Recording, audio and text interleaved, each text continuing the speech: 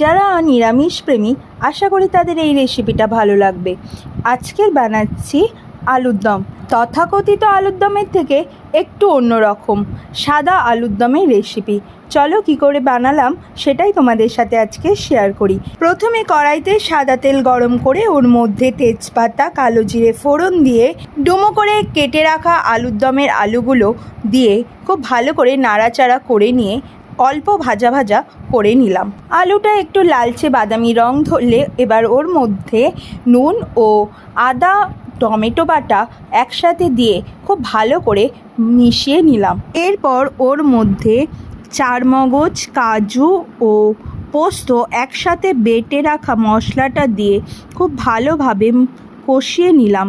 মশলাটা ভালোভাবে মিশে গেলে ওর মধ্যে অল্প 2-4টে বাতাসা দিয়ে দিলাম মিষ্টির জন্য। আপনারা চাইলে চিনি দিতে পারেন। এরপর ওর মধ্যে দিলাম সানরাইজ আলুর দম মশলা দিয়ে খুব ভালোভাবে মশলাটা মিশিয়ে নিলাম। মশলাটা যাতে পুড়ে না যায় তার জন্য সামান্য একটু জল দিলাম। মশলাটা ভালোভাবে কষানো হয়ে গেলে ওর মধ্যে পরিমাণ মতো জল দিয়ে ফুটতে দিলাম।